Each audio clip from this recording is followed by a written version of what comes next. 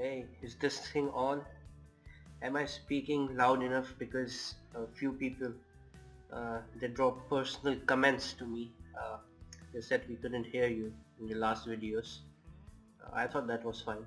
Anyways, so welcome to my channel, Moving to Canada, and I'm a bit under the weather. However, I can speak loudly. So, uh, why I'm making this video? I'm making this video because I've been asked these questions several times now. Whoever, and there are limited people right now. When I discussed that, I got the COPR, that is the confirmation of permanent residency for Canada.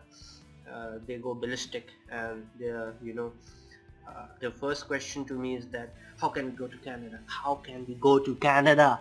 So and then they ask me this question, what is the process and everything.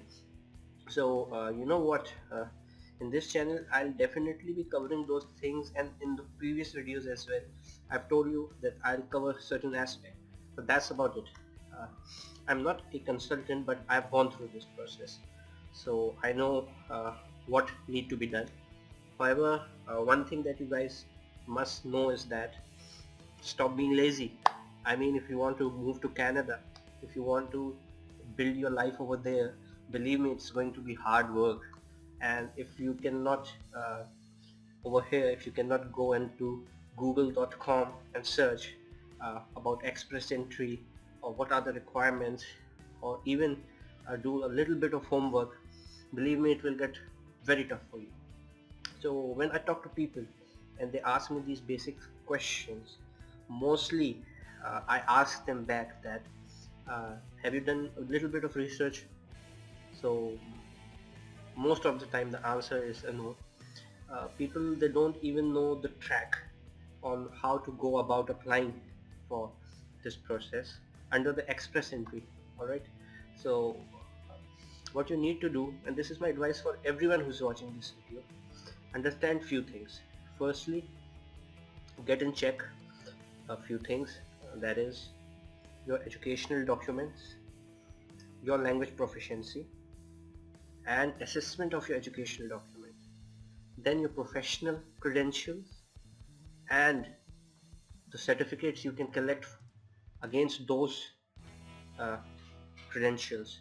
You also need to check that with the profession you are in, what NOC it is in the express entry, are you eligible or not. Now there are two ways to go about it. One way is that you do that research I told you earlier. Go to google.com. It's very easy, simple. Just read through the material and you'll know everything. If there's any confusion, you can ask question related to that confusion, that I couldn't understand XYZ ABC. So do that. Another thing is just that there are many calculators that they give you your score based on your education and every other criteria. Go to these websites, put in your details, and they will give you a total score. Because express entry is basically a point based system.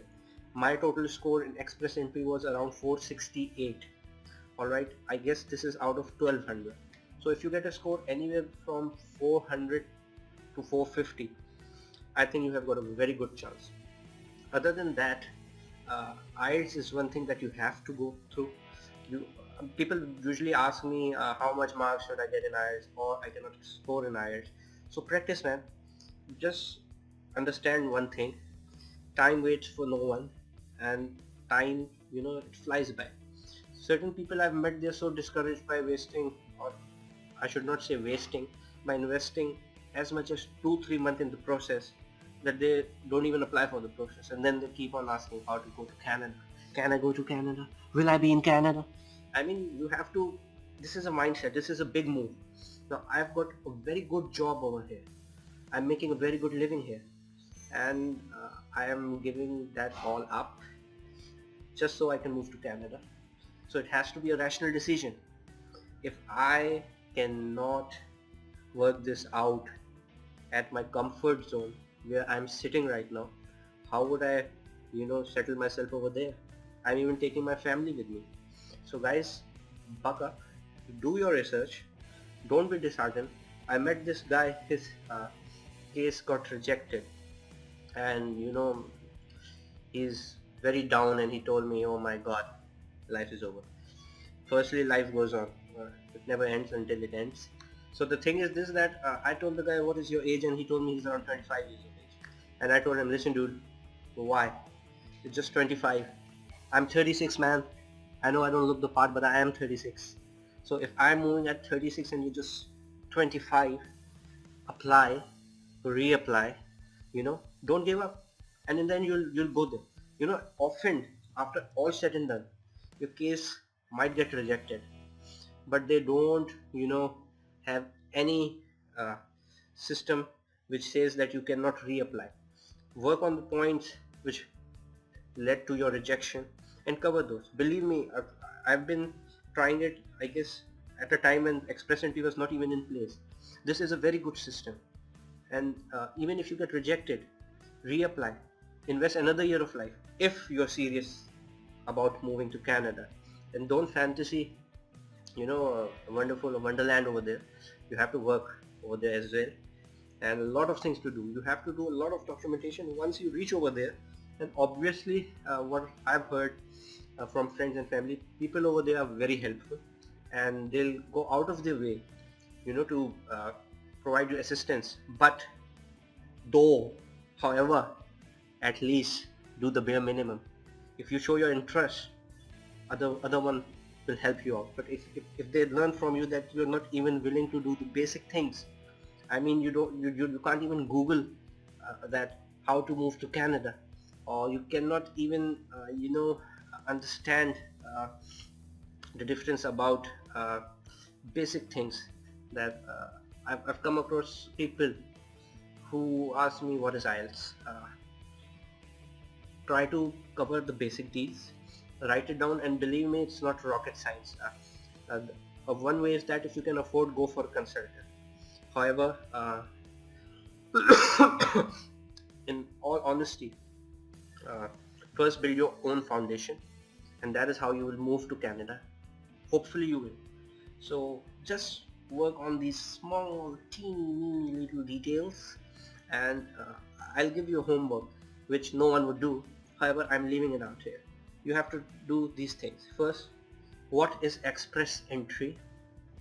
2, what is the process of immigration to Canada? 3, what are the requirements for immigration to Canada? Just Google all these 3. Go through the material. Believe me, it's very easy. It is not something out of the box. I know one thing. The score that you get of every aspect, I said earlier, education, work, qualification, blah blah blah, that would matter. So if your score is low, let's suppose you make a score of 350, then you have to do certain things. You have to improve your IELTS score.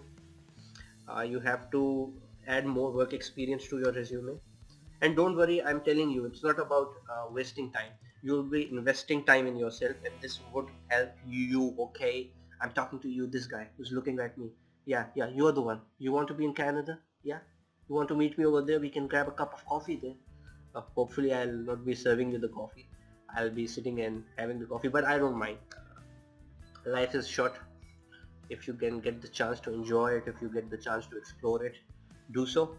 And subscribe my channel, because I'm tired of asking people to subscribe.